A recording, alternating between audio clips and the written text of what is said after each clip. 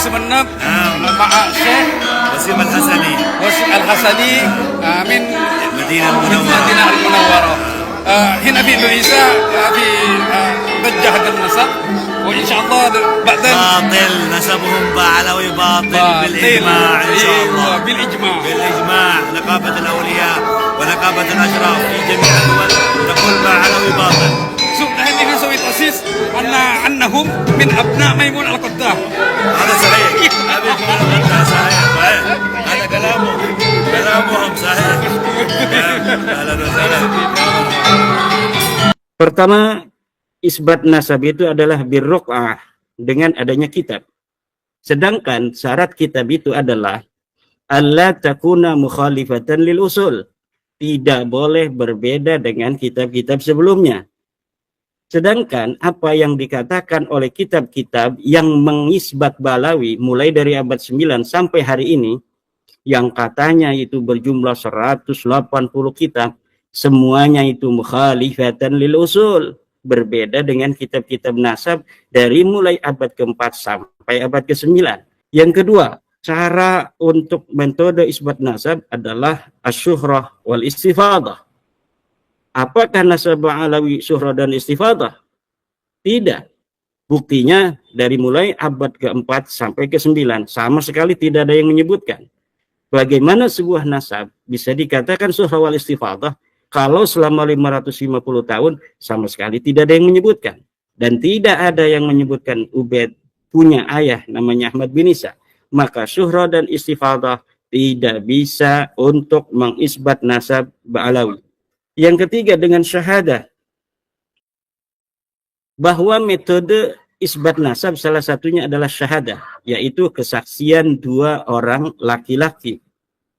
Lihat di dalam kitab Al-Muqaddimat halaman 62.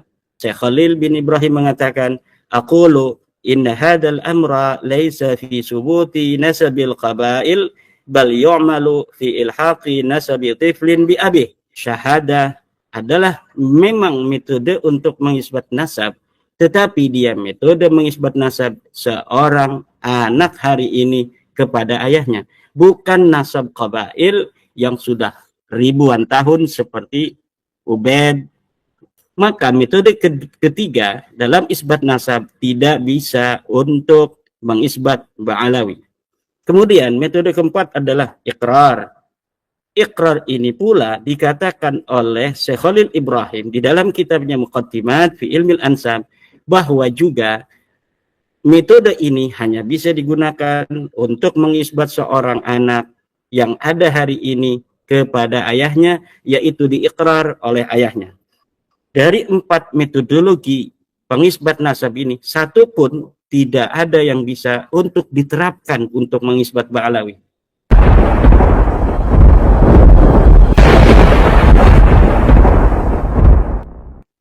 Dalam kesempatan ini singkat saja kita akan memberikan catatan-catatan dari apa yang telah disampaikan oleh para pembicara yang ada di Rabitah Alawiyah, terutama pada kesempatan malam hari ini. Saya akan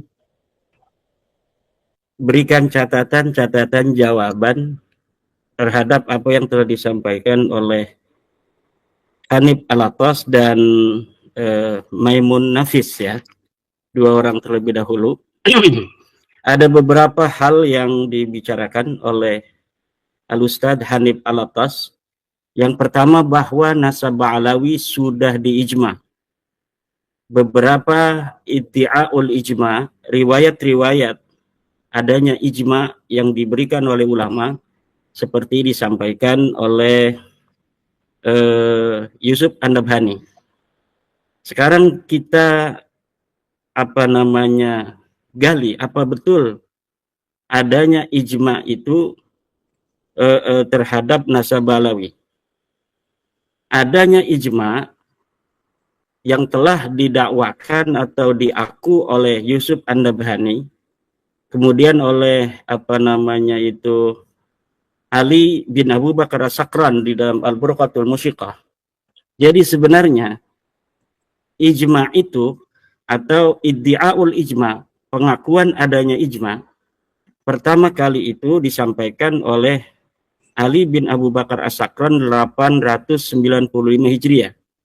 Kemudian diikuti oleh Khulasatul Asar Al-Muhibbi, kemudian diikuti oleh Syekh Yusuf An-Nabhani. Yang menjadi masalah adalah bahwa ijma itu mempunyai sebuah syarat yang khusus. Silakan para penonton buka dalam kitab Maratibul Ijma halaman 11 karangan Ibnu Hazm. Dikatakan bahwa ijma'u kulli asrin ijma'un sahihun idza lam yataqaddam qablahu fi tilkal mas'alati khilaf. Bahwa sebuah ijma' itu bisa dikatakan sahih apabila tidak ada perbedaan pendapat sebelumnya. Sedangkan tentang nasab Ba'alawi, tulisan-tulisan Ba'alawi sendiri menerangkan, menjelaskan adanya perbedaan-perbedaan ulama. Kita lihat di dalam kitab Al-Burqatul Musiqah bahwa Ali bin Abu Bakar As-Sakran meriwayatkan adanya orang-orang yang tidak percaya pada nasabnya yang ada di abad ke-9 Hijriah. Kemudian diriwayatkan pula bahwa Ali bin Jadid ini pergi ke Basrah pada tahun 620 Hijriah untuk meminta isbat karena ulama-ulama di Yaman tidak mempercayai nasab dia. Kemudian di dalam kitab Tasbitul Fuad yang diriwayatkan oleh Uqudul Almas, Alwi bin Tahir mengatakan bahwa Ubaidillah lah yang pergi ke Basrah. Ini menunjukkan adanya khilaf di antara rentang waktu sejak kedatangan Ahmad bin Isa dalam versi Balawi, yang sebenarnya ini Ahmad bin Isa sama sekali tidak hijrah ke Hadramaut. Sejak kedatangannya menurut versi riwayat Ba'alawi, Ahmad bin Isa dan Ubaidillah ini sudah ditolak, tidak dipercaya sebagai turun Nabi, sehingga diutuslah Ubaidillah untuk pergi ke ke Basrah untuk isbat nasab. Ini membuktikan bahwa tidak pernah ada kesepakatan sejak kedatangan Ahmad bin Isa atau Ubaidillah ke Hadramaut. Maka bertentangan dengan apa yang dikatakan oleh Ibnu Hazm di dalam kitab Maratibul Ijma halaman 11 bahwa ijma'u kulli asrin ijma'un sahihun idza lam yataqaddam qablahu fi tilkal mas'alati khilaf. Ijma itu bisa dikatakan sahih kalau sebelumnya tidak terjadi khilaf. Sedangkan nasab Ba'alawi ini jelas sebelumnya terjadi khilaf, maka ijma itu tidak dapat dibenarkan. Yang kedua, yang disampaikan oleh Hanif Alatas adalah nasab itu ada metode. Satu saja metode isbat nasab terpenuhi, nasab itu sahih. Beda antara turak dan mana itu syurut. Imaduddin tidak bisa membedakan mana turak, mana syurut. Betul, Mas Hanif. Tetapi setiap tariq itu membutuhkan syurut. Dan menurut saya, seluruh metode isbat nasab tidak bisa untuk mengisbat Ba'alawi sebagai cucu Nabi. Kita buktikan. Pertama, isbat nasab itu adalah birruq'ah dengan adanya kitab. Sedangkan syarat kitab itu adalah alla takuna mukhalifatan lil usul. Tidak boleh berbeda dengan kitab-kitab sebelumnya. Sedangkan apa yang dikatakan oleh kitab-kitab yang mengisbat Ba'alawi mulai dari abad 9 sampai hari ini, yang katanya itu berjumlah 180 kitab, semuanya itu mukhalifatan lil usul, berbeda dengan kitab-kitab nasab dari mulai abad ke-4 sampai abad ke-9. Baru di dalam abad 10 kitab nasab mengatakan Ubaid ini adalah putra Ahmad. Tapi sebelumnya tidak ada satupun selama 550 tahun yang menyatakan bahwa Ubaid ini sebagai anaknya Ahmad. Maka metode kitab nasab tidak bisa untuk mengisbat Ba'alawi sebagai cucu Nabi.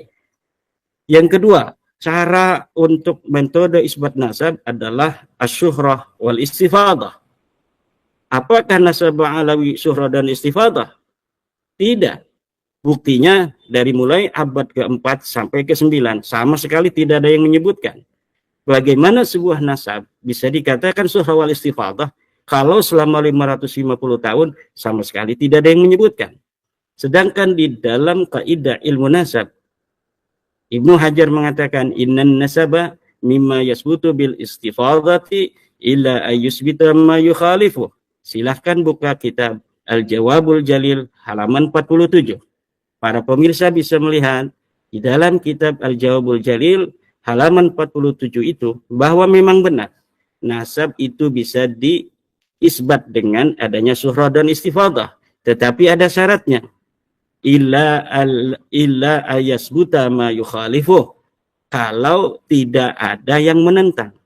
Sedangkan adanya Ahmad bin Isa punya anak katanya namanya Ubaid, ini ada yang menentang, yaitu kitab-kitab nasab dari mulai abad 4 sampai 9 tidak ada yang menyebutkan sama sekali Ahmad bin Isa punya anak namanya Ubaid, dan tidak ada yang menyebutkan Ubaid punya ayah namanya Ahmad bin Isa. Maka syuhra dan istifadah tidak bisa untuk mengisbat nasab Ba'alawi. Tidak terverifikasi dan tidak bisa untuk dinyatakan sahih dengan metode syuhra wal istifadah. Yang ketiga dengan syahadah, bahwa metode isbat nasab salah satunya adalah syahadah, yaitu kesaksian dua orang laki-laki. Lihat di dalam kitab Al-Muqaddimat halaman 62. Apakah betul syahadah ini bisa untuk mengisbat nasab yang sudah ribuan tahun? Di dalam kitab Al-Muqaddimat, Syekh Khalil bin Ibrahim mengatakan, aqulu inna hadzal amra laysa fi subuti nasabil qabail bal yu'malu fi ilhaqi nasabi tiflin bi abih. Al-Muqaddimat halaman 62, Khalil bin Ibrahim. Bahwa dikatakan menurut Khalil bin Ibrahim, syahadah adalah memang metode untuk mengisbat nasab, tetapi dia metode mengisbat nasab seorang anak hari ini kepada ayahnya, bukan nasab qabail yang sudah ribuan tahun seperti Ubaid yang katanya punya anak Ahmad bin Isa. Bisakah dia untuk diisbat dengan metode syahadah? Tidak bisa. Maka metode ketiga dalam isbat nasab tidak bisa untuk mengisbat Ba'alawi. Kemudian metode keempat adalah iqrar. Iqrar ini pula dikatakan oleh Syekh Khalil Ibrahim di dalam kitabnya Muqaddimat fi Ilmil Ansab, bahwa juga metode ini hanya bisa digunakan untuk mengisbat seorang anak yang ada hari ini kepada ayahnya, yaitu diiqrar oleh ayahnya. Dari 4 metodologi pengisbat nasab ini, satu pun tidak ada yang bisa untuk diterapkan untuk mengisbat Ba'alawi. Secara riq'ah atau ruq'ah, kitab-kitab nasab, tidak ada kitab nasab yang setelah abad 9 itu mukhalifatan lil kutub yang ada di abad ke-8, ke-7, ke-6, ke-5, ke-4. Kemudian dengan syahadah tidak bisa. Dengan ikrar juga tidak bisa. Maka nasab Ba'alawi tidak terisbat sahih. Berarti kalau tidak sahih apa? Batal. Yang ketiga, Hanif Al-Attas mengatakan kitab yang mensahihkan Ba'alawi ratusan. Saya katakan kitab walaupun ribuan, jutaan, tetapi kalau seluruh referensinya akan mentok di abad 9, yaitu kitab Al-Burqatul Musyiqah, atau kata Mas Rumel itu ada kitab Al-Jawharus Syafaf, yang sekarang saya lihat juga dia lagi ngomongin Al-Jawharus Syafaf. Begana begini, tetapi hanya itu saja, berkutat pada hal-hal yang telah diungkapkan, hal-hal yang telah dijelaskan, tidak ada yang baru. Maka seluruh kitab-kitab yang jumlahnya ribuan, jutaan, triliunan, yang mengisbat Ba'alawi, yang semuanya mentok di abad 9, tidak ada bisa nyampe di abad ke-8, di abad ke-7, ke-6, semuanya tidak bisa dijadikan sebagai penguat nasab dari Ba'alawi ini.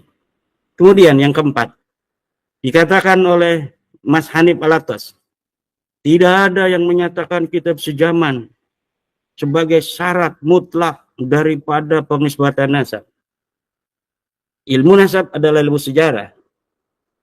Cara kita meneliti nasab sama dengan cara meneliti sejarah. Baca kitab nasabnya, jangan hanya kitab Rasail fi Ilmil Ansab.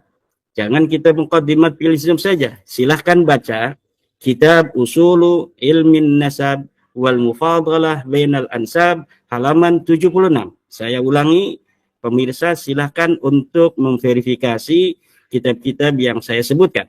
Silahkan buka di dalam kitab Usulu Ilmin Nasab wal Mufadalah Bainal Ansab halaman 76-77 dikatakan tentang kitab sejaman.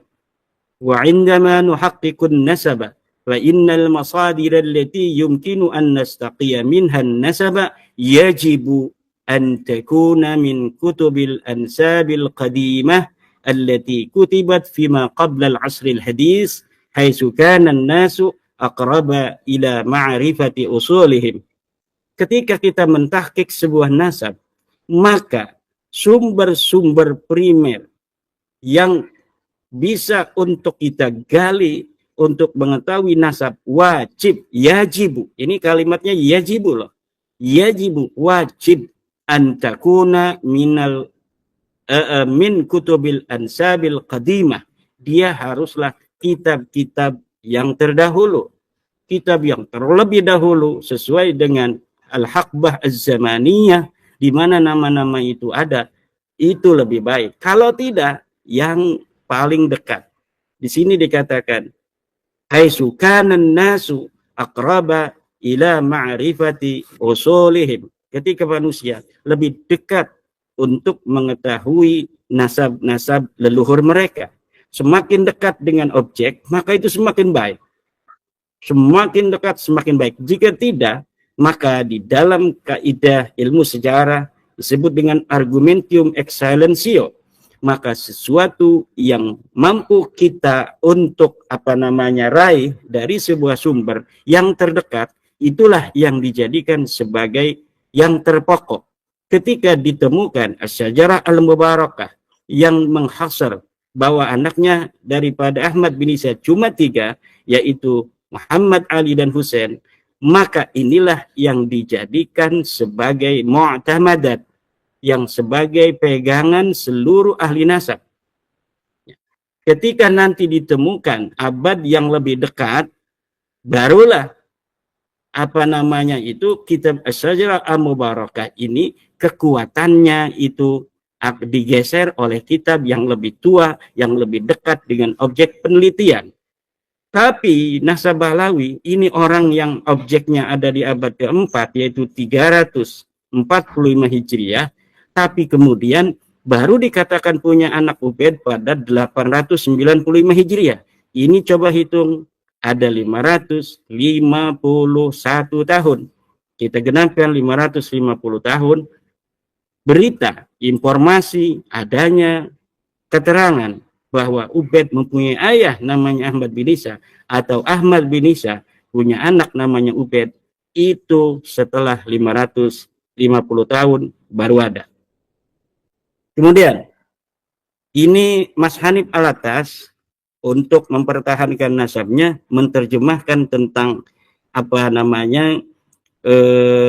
kalimat ma'amkana. Dikatakan di dalam kitab nasab itu kita harus mencari kitab-kitab sejaman ma'amkana. Nah, diterjemahkan oleh Mas Hanif Alatas ma'amkana ini dengan apa? Dengan kalau bisa, ma'amkana kalau bisa. Sedangkan kalimat ma'amkana itu mananya bukan kalau bisa, tapi sebisanya. Coba para pemirsa ambil HP-nya, ambil laptopnya yang ada internetnya, kemudian cari itu translate Arab Indonesia. Tulis ma'amkana. Apa maknanya? Apakah maknanya seperti Mas Hanif Alatas bahwa maknanya adalah semampunya, atau sebisanya, kalau bisa, ya kata Mas Hanif Alatas, kalau bisa ma'amkana, kalau nggak bisa nggak apa-apa, nggak pakai kitab sejaman. Makna yang sebenarnya adalah sebisa mungkin. Ma'amkana itu maknanya adalah sebisa mungkin. Ma'amkana itu maknanya sebisa mungkin. Artinya sekuat yang kita mampu untuk mencari kitab itu, maka itu harus sebuah sejarah, sebuah nasab harus diiringi dan diverifikasi oleh kitab-kitab sejaman. Bukan ma'amkana itu kalau bisa, kalau mau, bukan demikian. Tetapi sebisanya kita harus mencari sesuatu yang ada dari apa yang telah disebutkan oleh amudun nasab kita. Nama-nama ini harus ada kitab yang sejaman atau kitab yang mendekati. Seperti kitab Sajarah Mubarakah itu bukan sejaman, dia sekunder. Tapi itulah ma'amkana yang kita mampu untuk mencari seorang Ahmad bin Isa mempunyai anak 3. Sebelum itu yang lebih tua tidak ada. Itu namanya ma'amkana. Kalaulah kita bisa mencari lagi kitab-kitab yang lebih tua dari As-Sajarah Mubarakah yang menentukan anaknya itu hanya 3, menghasar, itu kita akan mencari lagi. Tapi memang tidak ada. Yang ada hanya kitab As-Sajarah Al-Mubarakah yang menghasar anaknya itu 3. Sedangkan yang menambahi ada di kitab abad ke-9 Hijriah. Maka yang ada di abad 9 Al-Burqatul Musiqah, tanda kutip Al-Jawharus Syafab, kemudian Al-Baha Ad-Durar, atau disebut dengan kitab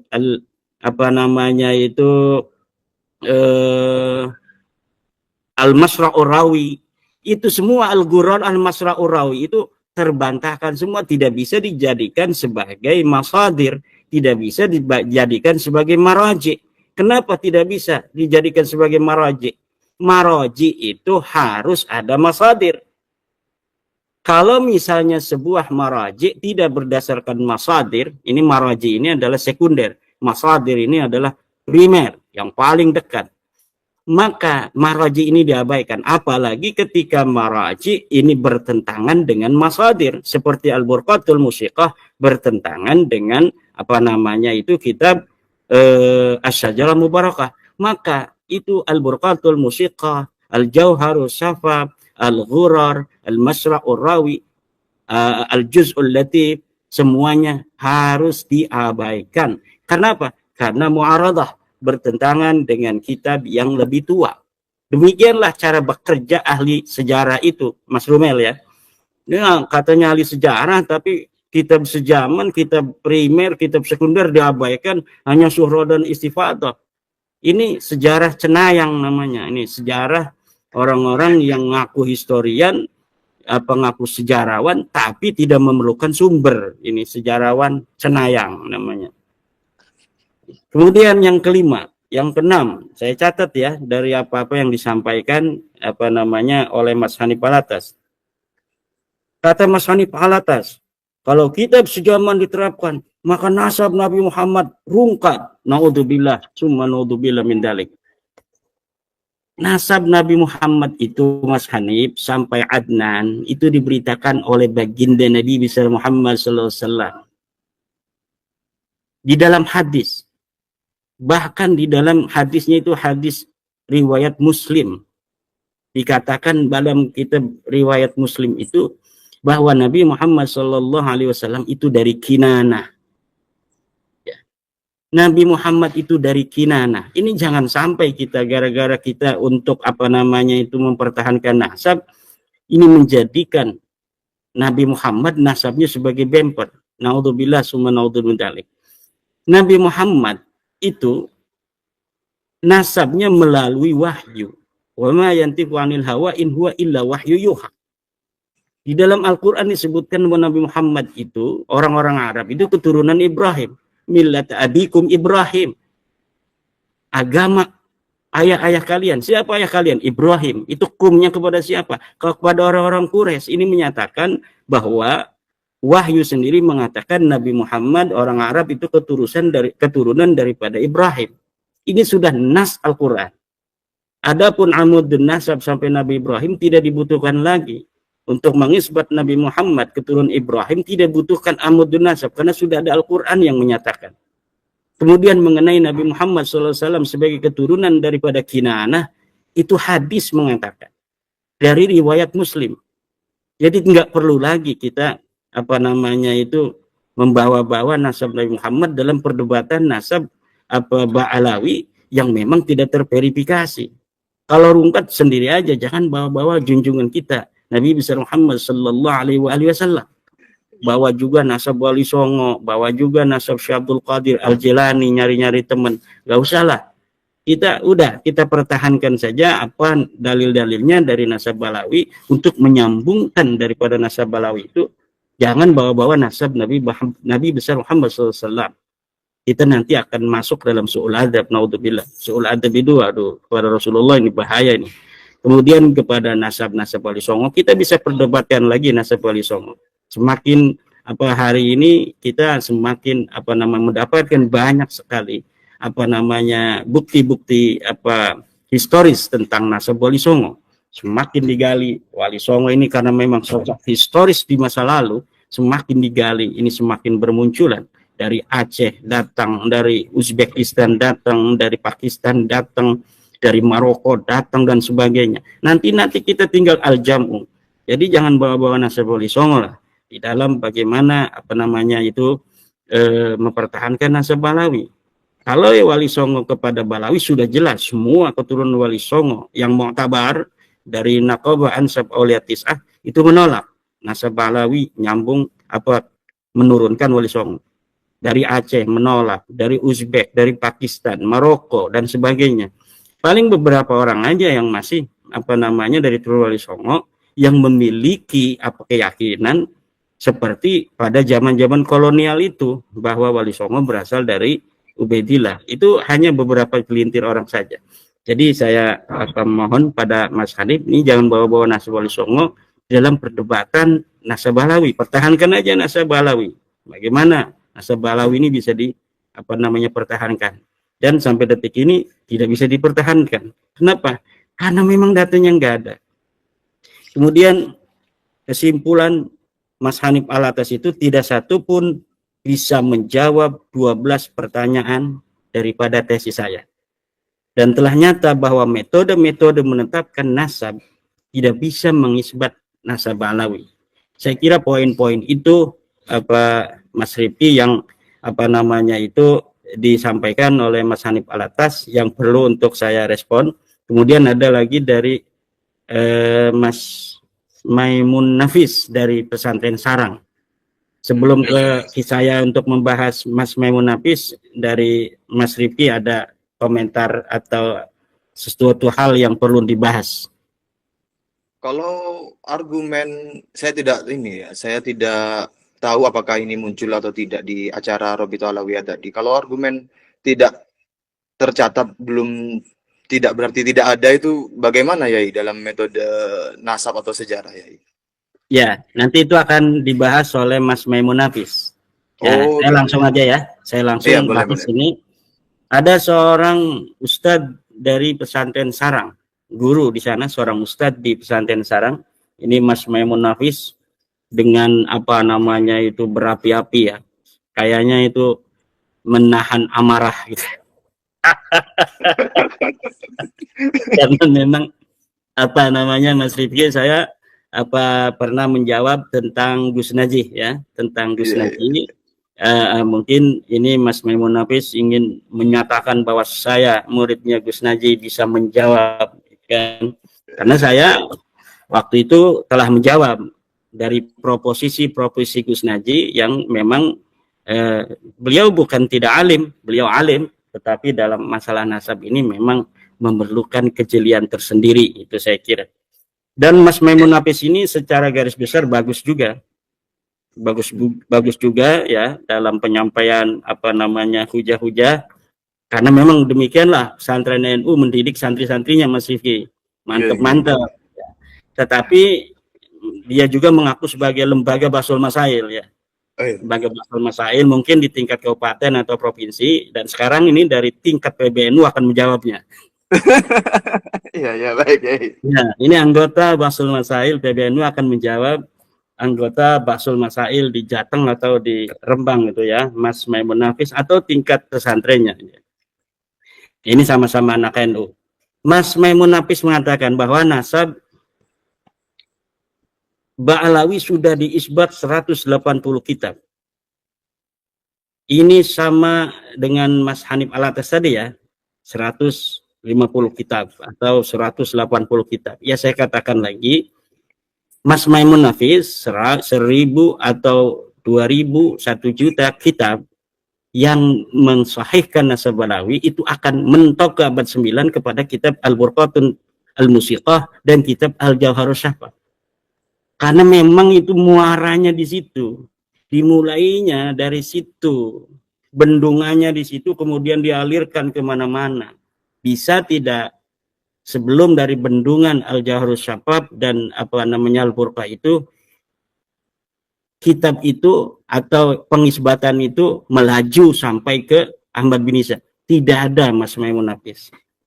Nasab Balawi dipabrikasi, dibangun pada abad ke-9. Itu ya. Wah, ulama-ulama itu ulama yang sikoh, adalah dan sebagainya. Kita tidak meragukan kesikohan para ulama. Kita tidak meragukan keadalahan para ulama.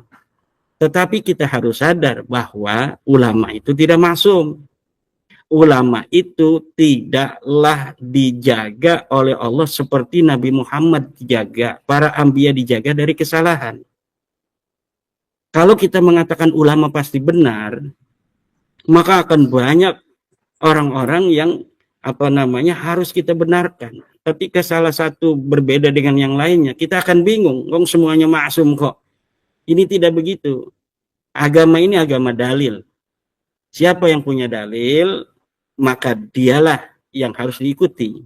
Wala taqfu ma laysa laka bihi ilm. Itu Mas Maimun. Jangan kau ikuti apa yang tidak punya dalil. Ibnu Hajar dan lain sebagainya. Itu tidaklah berniat berdusta. Tidak. Dia mendapatkan dari kitab Al-Juz'ul Latif. Dia tidak bertemu dengan Al-Idrus. Dia membaca kitabnya Al-Juz'ul Latif. Dia husnudzon. Dia tulis saja itu. Kitab Al-Juz'ul Latif yang menerangkan silsilah dirinya sampai Rasulullah. Kemudian Ibnu Hajar mengutip. Ya mengutip aja. Oh, Ibnu Hajar kan ulama besar, masa dia ini tidak teliti? Ya, ulama itu kalau dalam masalah fikih kan Ibnu Hajar ulama fikih. Kalau Ibnu Hajar bicara masalah fikih, mungkin dia akan betul-betul tasabut wa tahaqquk.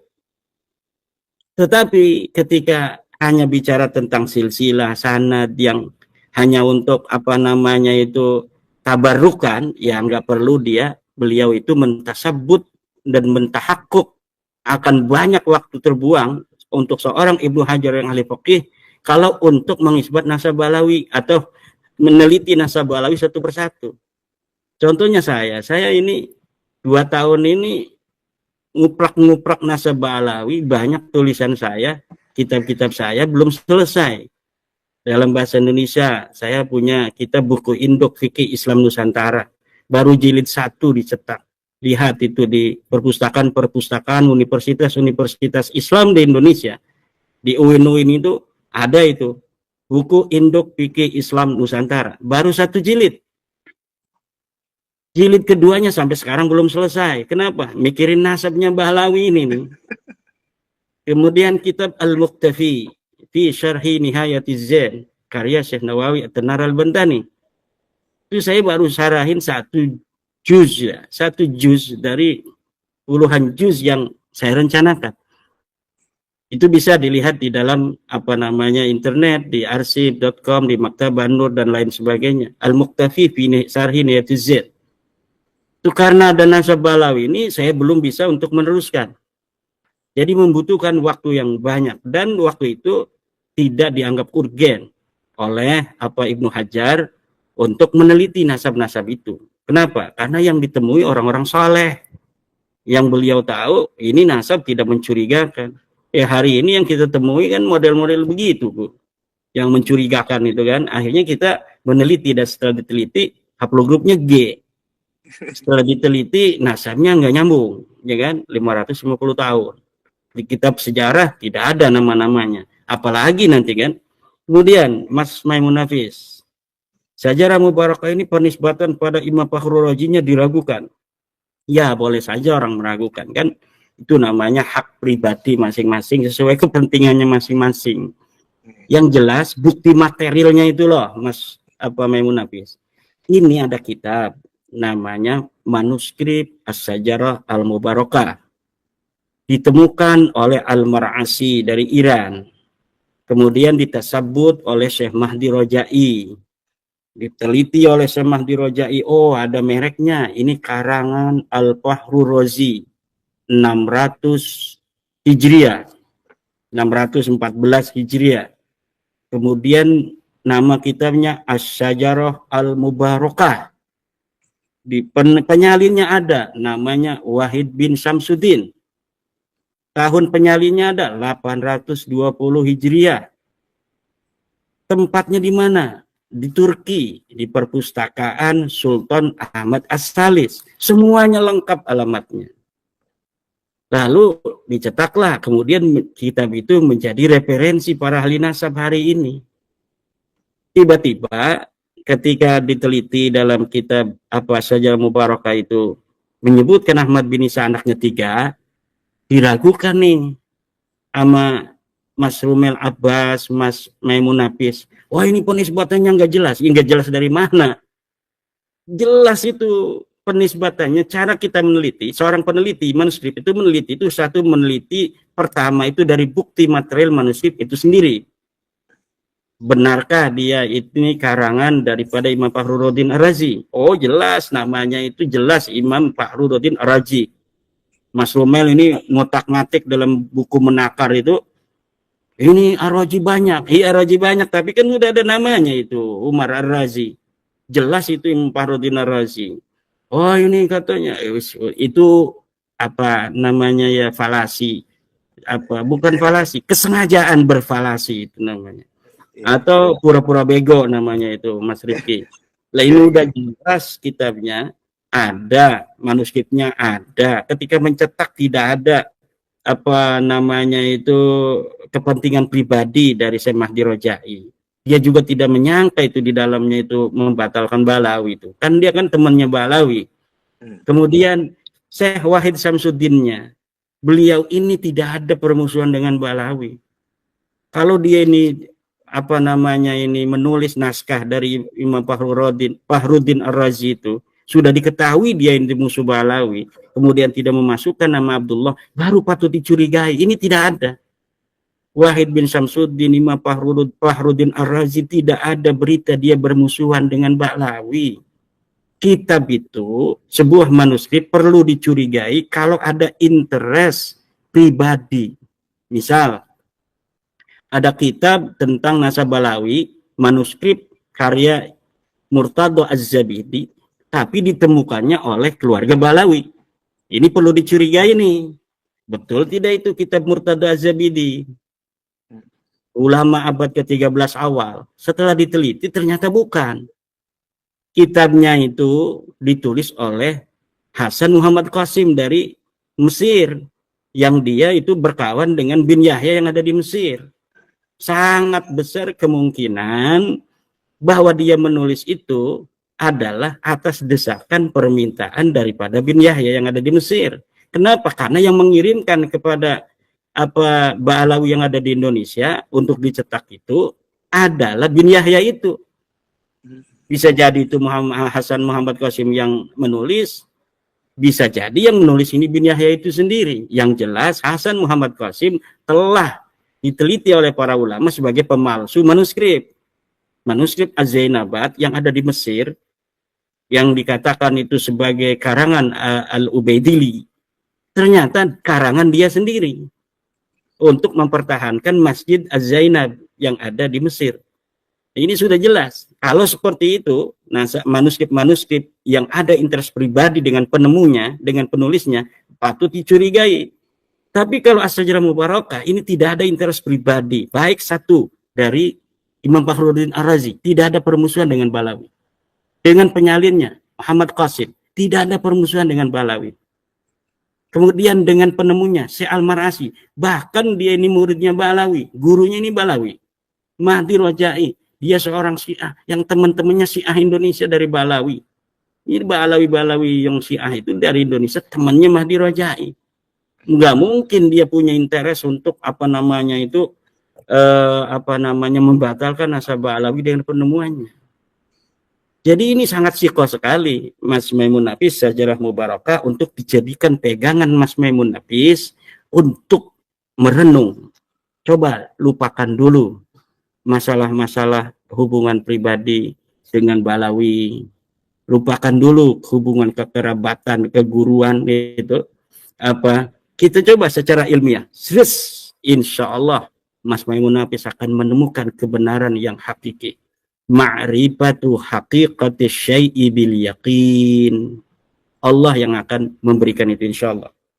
Kemudian kitabnya itu namanya Bahrul Ansab setelah diteliti di dalam manuskrip atau di dalam perpustakaan di di Turki. Mas Maimun Nafis, kitab-kitab nasab itu disebut secara global itu Bahrul Ansab. Jadi orang ngomong kitab nasab itu Bahrul Ansab. Nanti judulnya apa beda lagi. Jadi setiap kitab nasab zaman dulu itu ada istilah disebutnya semuanya Bahrul Ansab. Adapun judul-judulnya itu beda sesuai dengan apa yang ada di manuskrip. Tetapi di dalam indeksnya, dalam indeks yang ada di perpus itu bisa aja Imam Fakhruddin Ar-Razi Bahrul Ansab. Maksudnya itu kitab nasab. Karena kitab nasab itu disebut dengan istilah Bahrul Ansab itu ya.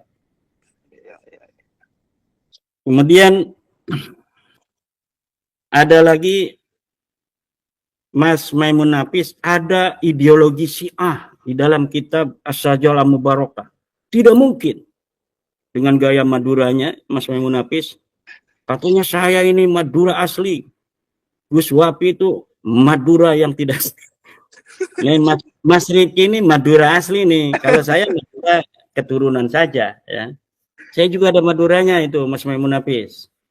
Termasuk Mbah Mun itu, Mbah Mun ada silsilah kemaduranya. Itu saya mengetahui silsilah itu. Nah, dan Mas Maimun Nafis perlu ketahui bahwa ketika tahun 2019 ada orang berani menghina Mbah Mun, saya dan santri saya demo untuk mengecam orang yang berani untuk menghina Mbah Mun. Itu perlu dicatat. Kemudian tadi ya masih masalah ada ideologi Syiah ya. Ideologi Syiah ya. Ya. Apa ciri-cirinya? Kata Mas Maimun Nafis, ciri-ciri ada ideologi Syiah adalah ada merek Sohibuz Zaman untuk Imam Mahdi.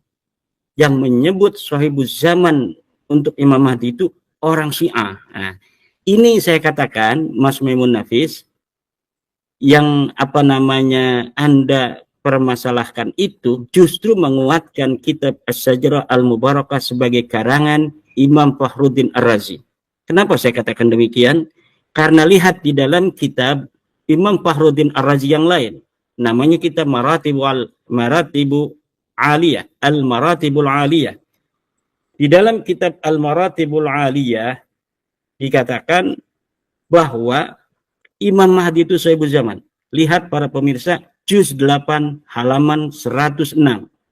Narasi yang sama, ibarah yang sama, qadiyah yang sama dari Imam Fakhruddin Ar-Razi dengan apa yang ada antara apa yang ada di dalam kitab As-Sajarah Al-Mubarakah dengan kitab Al-Maratibul Aliyah itu sama, disebut dengan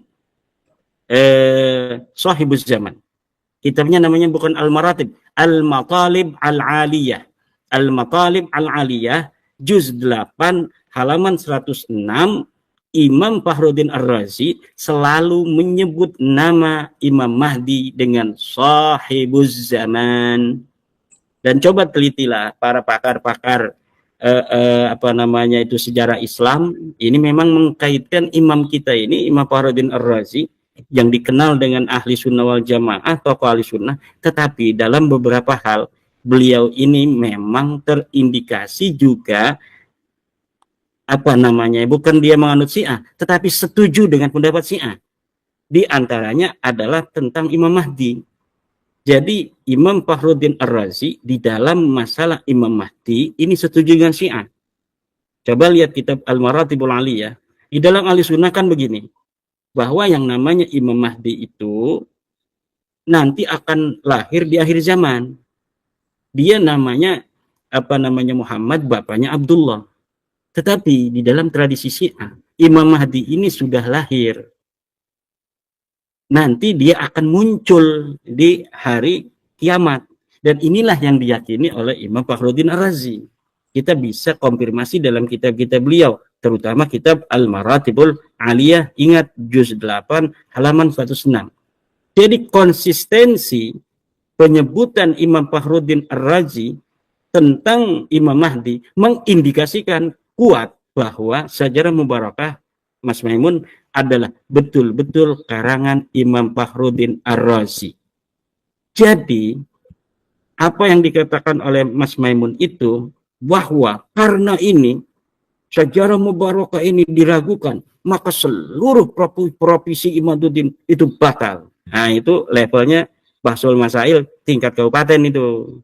Nah, ini tingkat PBNU begini, bahwa di dalam kita cara mencari tentang apakah sebuah ibarat ini adalah bisa dinisbatkan kepada seorang pengarang, maka kita lihat apa ibarat-ibarat yang sama dengan apa kitab-kitab lain yang ditulis oleh penulis yang sama, ibarat yang sama dengan tulis yang sama, dan ini konsisten penyebutan Imam Fakhruddin Ar-Razi terhadap Imam Mahdi itu adalah sahibuz zaman. Nah, terus tentang hal yang kawaidah ya, kawaid ya. Jumlah ismiyah tidak tidak konsisten. Jumlah ismiyah yang ada di Imam Fakhruddin Ar-Razi ini tidak konsisten. Dalam As-Syajarah Al-Mubarakah, contohnya kata Mas Maimun Nafis, anak Ahmad Asy-Sya'rani ada 3. Tapi dalam Tahdhibul Ansab kok ada 4. Dalam Al-Mazdi bahkan ada 8. Jadi kan ada Tahdhibul Ansab, Mas Rifi itu di abad ke-5, ada Al-Mazdi di abad ke-5, 8 kan. Di abad ke-5 Tahdhibul Ansab menyebut anaknya Ahmad Asy-Sya'rani itu 4. Kemudian di dalam kitab Al-Mazdi disebut 8. Di dalam kitab As-Syajarah Mubarakah disebut 6. Disebut berapa? Disebut 3. Nah, 3 ya. 3 ya, dalam As-Syajarah Mubarakah disebut 3.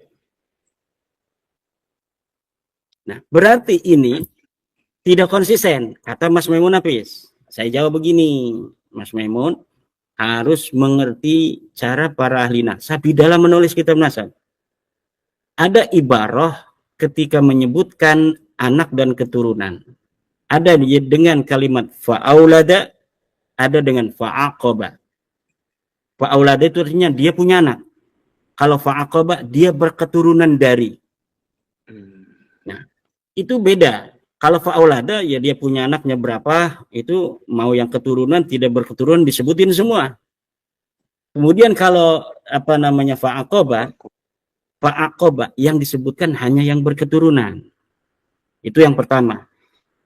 Yang kedua, kitab yang lebih tua itu menyebutkan lebih banyak fa'aqibuhu min arba'atin misalnya, yang berketurunan ada 4. Kemudian di kitab yang lebih muda setelah 100 tahun kemudian disebutkan yang berketurunan ada 3 oleh Syajarah Mubarakah. Kenapa bisa begitu? Itu berarti kitab As-Syajarah Mubarakah pengarangnya itu tahakkuk. Dia meneliti. Oh, dulu ada 4 anak yang berketurunan.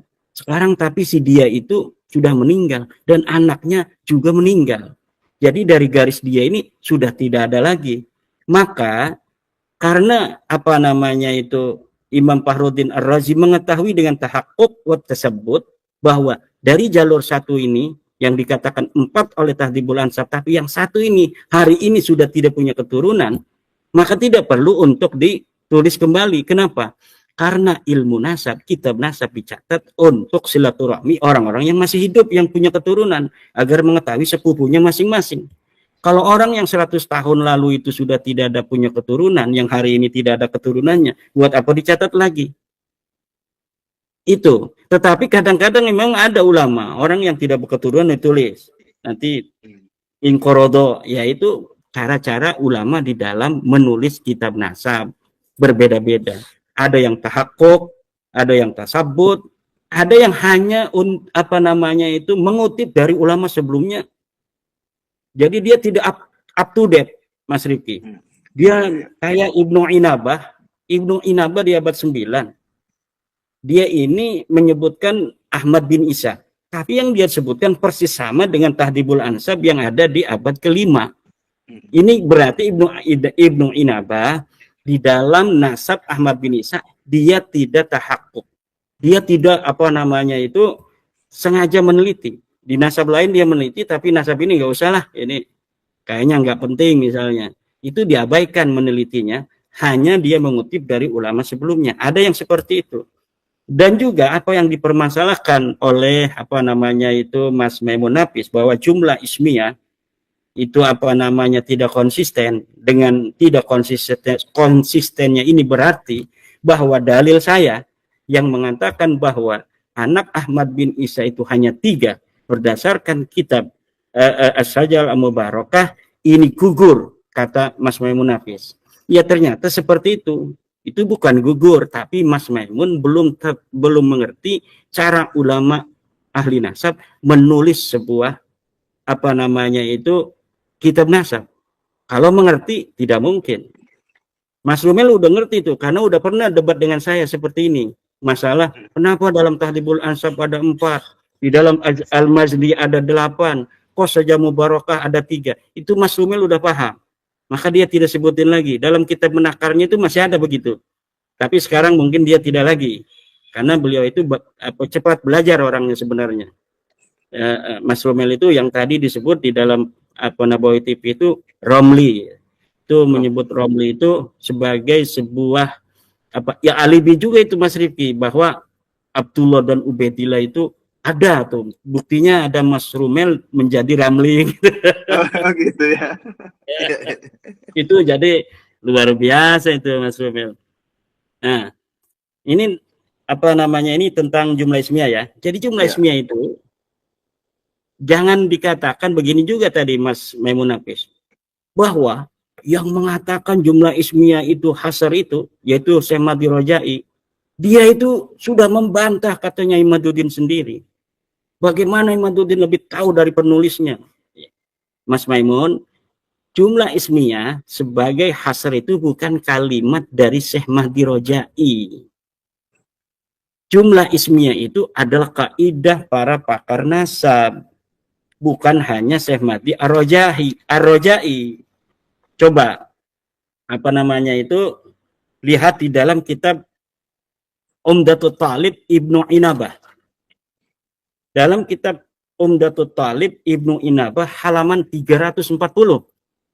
Para pemirsa Gus Fuad Channel yang ganteng, Gus Fuad itu ganteng ya. Itu lebih ganteng dari aslinya Gus Fuad itu sebenarnya. Salah ya. Lebih ganteng dari gambarnya. Aslinya lebih ganteng dari yang ada di YouTube. Itu bisa dibuktikan dengan istrinya banyak. Kalau Mas Rifki kan ya si satu paling juga ya. Iya, satu aja ya. Satu aja. Karena kita harus satu aja. Kalau bisa satu aja ya. Saya sering dihantemin oleh sekretaris LBM PBNU yang perempuan itu. Gimana ya?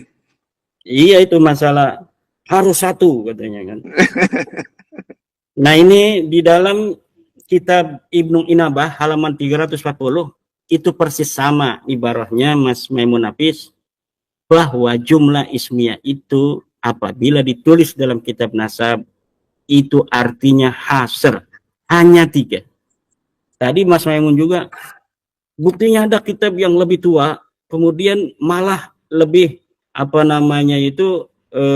sedikit daripada kitab lebih banyak daripada kitab sebelumnya. Itu saya katakan tadi, ada ulama nasab yang malas meneliti, dia hanya mengutip dari ulama nasab yang masa lalu, seperti Ibnu Inabah ketika mencatat nama anak Ahmad bin Isa di abad 9, dia persis sama, hanya menyebutkan Muhammad dengan apa yang ditulis oleh kitab Tahdhibul Ansab di abad ke-5.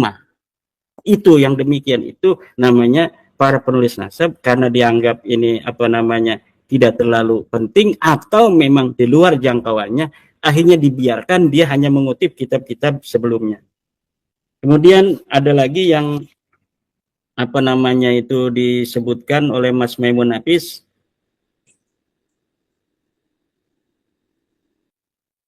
begini mengenai tadi kitab-kitab apa nasab jumlah ismiyah, tapi kok berbeda-beda, ada 4, ada 3, ada 8, disebutkan kan nama-namanya. Ini Mas Maimun Nafis, kitab-kitab nasab dari Tahdhibul Ansab menyebut hanya apa 4, kemudian Al-Mazdi 8, namanya disebutin semua kan. Kemudian As-Sajalah Mubarakah menyebut 3. Ketika tidak disebutkan pun oleh kitab As-Sajalah Mubarakah, nama-nama yang 4 itu yang ada di Al-Mazdi itu disebutin.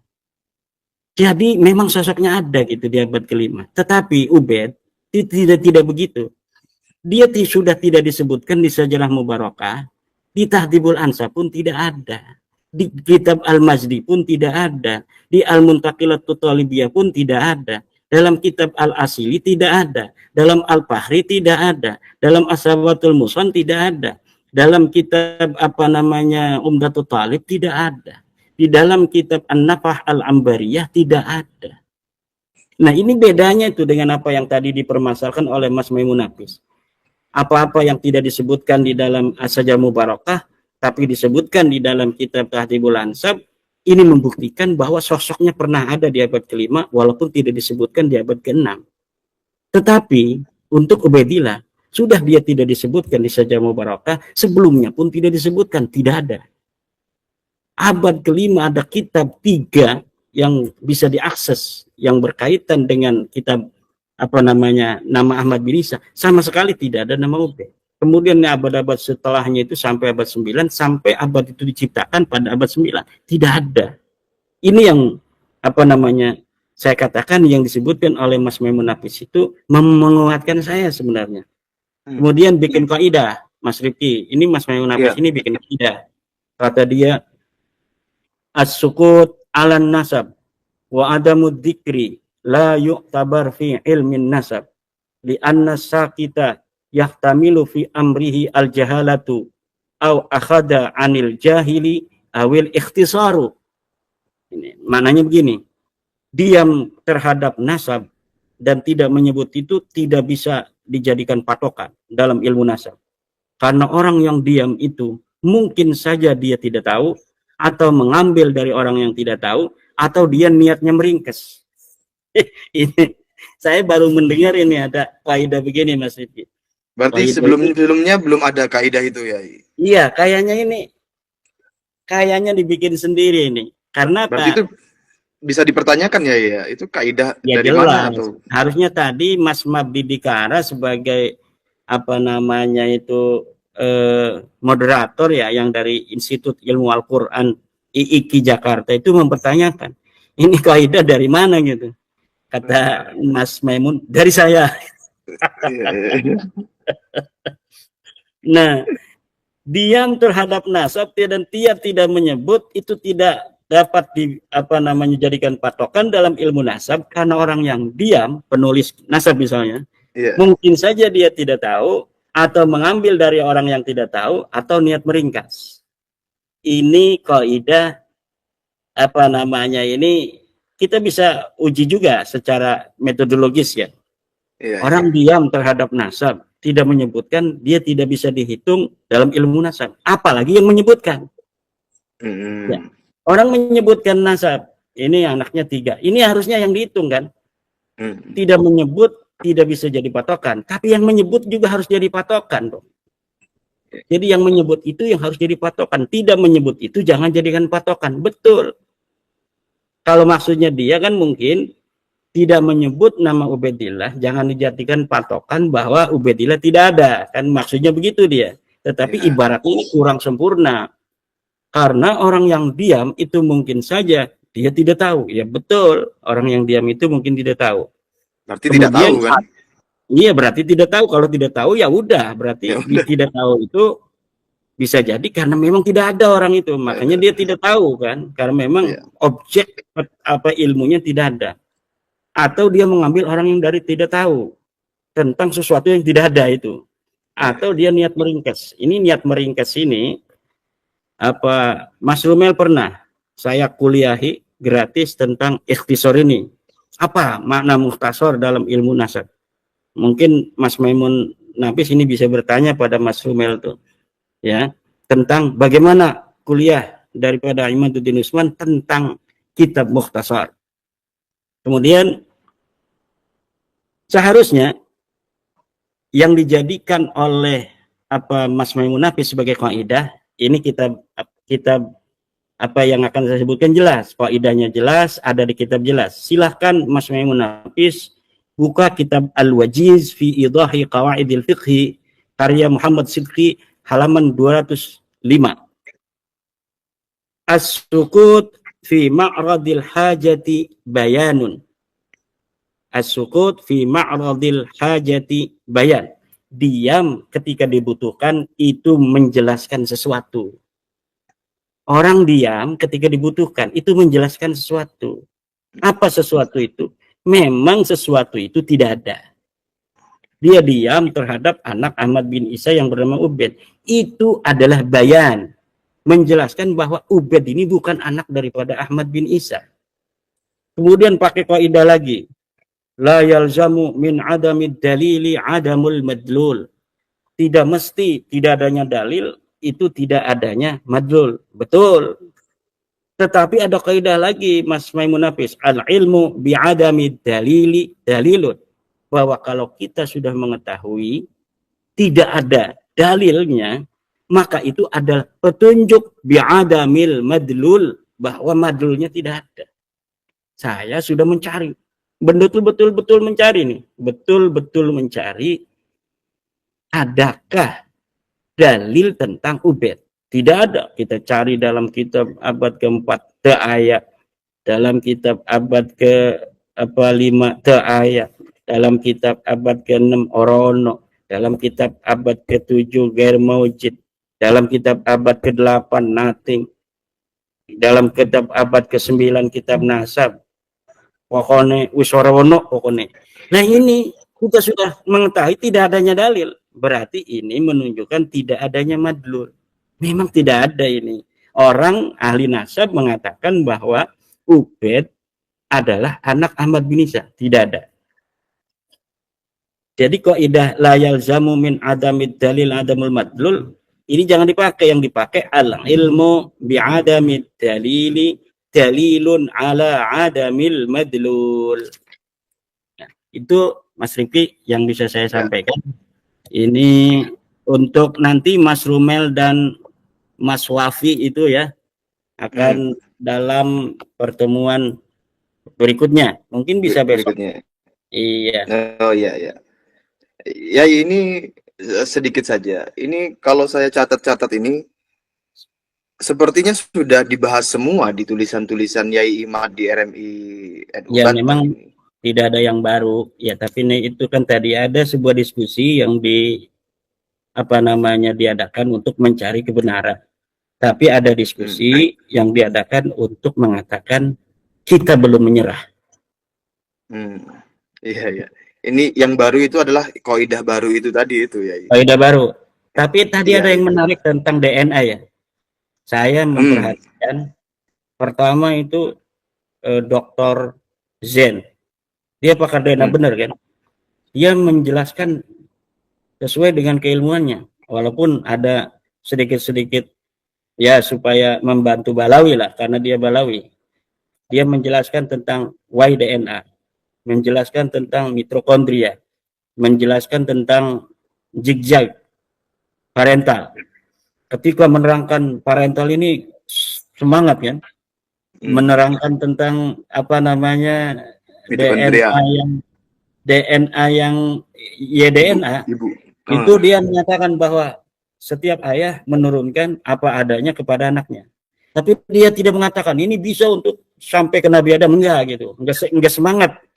Tapi ketika menjelaskan ini itu mitokondria, Siti Hawa bisa apa bisa sampai atas bisa diteliti.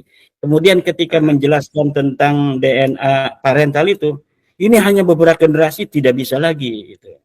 Itu memang betul, tetapi tekanan-tekanan itu mengarahkan kepada sesuatu hal. Tetapi Iya. kemudian dia setelah itu diganti membahas DNA-nya oleh siapa? Aventador. Nah, dia nggak mau duduk di situ itu, dokter Happy itu. Zen Hafi itu. Dan Happy nggak mau duduk di situ. Kenapa? Ya karena dia harus tanggung jawab dong kalau dia duduk di situ, dia nerangin Aventador, nerangin dengan apa buat deg-degnya itu kan untuk mempertahankan nasab. Nanti dia sebagai seorang ilmuwan akan apa ikut berkonsekuensi dan bertanggung jawab. Itu yang dia apa namanya itu terangkan tentang DNA itu jelas apa namanya akal-akalan. Udah jelas. Nih, ulama dari tahun 2000-an itu sudah membuat jurnal, membuat kitab, bahkan di Muqaddimat fi Ilmil Ansab ada ulama menyebutkan bahwa DNA orang Arab C1, DNA apa Kaukasus G. Iya. Ya. Kemudian dimentahkan lagi tuh. Jadi sesuatu yang sudah puluhan tahun diteliti oleh para ulama-ulama, seakan-akan ini baru saja ada DNA, kemudian metodenya ya benar. Bagaimana cara apa namanya menentukan nasab apa Nabi Muhammad misalnya atau Nabi Ibrahim, ya harus dicari apa namanya itu sepupu orang-orang yang mengaku turunan Ibrahim. Betul itu. Ya kan? Iya. Jadi sekarang ada yang keturunan Ibrahim ngakunya G, ada yang ngaku keturunan Ibrahim ngakunya E, L kayak Tengku Kori, kemudian ada J1. Mana yang benar? Ya karena Nabi Ibrahim itu Y DNA-nya adalah J1, misal, maka ke bawahnya J1. Katakanlah misalnya kita belum tahu, seakan-akan ini kita tahun 45 ya. Kita belum mau meneliti nih, kita mau meneliti DNA Nabi Ibrahim itu apa sih? Kita lihat dari sepupu-sepupu yang mengaku sebagai keturunan Nabi Ibrahim. Ini dari keturunan yang mengaku turunan Nabi Ibrahim dari Nabi Muhammad. Apa? C. Ini yang mengaku dari keturunan Nabi Ibrahim yang ada di Saudi. Apa? C. Ini G. Ini L. Itu yang ngaku banyak kan? Tapi kan DNA Nabi Ibrahim satu. DNA Nabi Ibrahim cuma satu. Berarti ada yang salah kan dari 4 orang ini? Betul. Yang benar itu cuma satu kan? Dari ada yang J, ada yang G, ada yang L, ada yang M, ada yang O, itu yang benar kan cuma satu. Betul itu sampai di situ keterangannya masih betul. Tapi ketika dalami untuk mengetahui betul dan tidaknya dia itu keturunan Nabi Ibrahim, harus ada kakek bersama di 5.000 tahun yang silam. Karena Nabi Ibrahim adanya 5.000 tahun yang silam. Kurang lebih segitu gitu ya. Kurang lebih segitu, dari 4.700 sampai 5.400 kan. Kita genapkan saja, kita kan nggak terlalu matematikanya, nggak terlalu kayak Pak Sugeng. Dah 5.000 aja. 5.000, ya. Kita juga punya kaidah, jangan kalah sama Mas Sugeng. Punya kaidah, udah kita nggak usah yang ribet-ribet, 5.000 aja pokoknya. Ya. Nah, untuk mudah menghafal bahwa Nabi Ibrahim 5.000 tahun yang lalu. Lah, kalau misalnya orang yang sama-sama mengaku keturunan Nabi Muhammad dari Kohanim dan dari Ismail, siapa yang ada kakek bersama 5.000 tahun yang lalu, ini kemungkinannya lebih besar daripada G yang 45.000 tahun yang silam. Nggak mungkin. Ini nggak diterangin itu di situ. Nah, jadi saya kira masyarakat ya silakan masyarakat menilai. Demikianlah adanya. Nanti kita akan bertemu lagi untuk mengupas, mengomentari apa-apa yang disampaikan oleh Mas Rumeng Abbas dan Mas Wafi. Demikian mungkin Mas Rifki Zulkarnain yang ganteng. Alhamdulillah. Terima kasih ya Imad atas penjelasannya. Yang sangat panjang, komprehensif dan detail. Sementara ini kita akhiri sampai saat ini, sampai ini Kita akan bertemu lagi di pertemuan berikutnya, mungkin besok ya. Nanti kita akan konfirmasi kembali. Allah. Mohon maaf jika ada kekurangan dan lain sebagainya, mohon dimaklumi dari kami semua. Terima kasih, semoga bermanfaat. Assalamualaikum warahmatullahi wabarakatuh. Waalaikumsalam. Terima kasih Gus Wat. Terima kasih Mas Rifi. Kami adalah Laskar Sabilillah, pecinta Wali Songo dan para anbiya, pewaris peradaban Islam di Nusantara hingga berkibar bangsa Indonesia.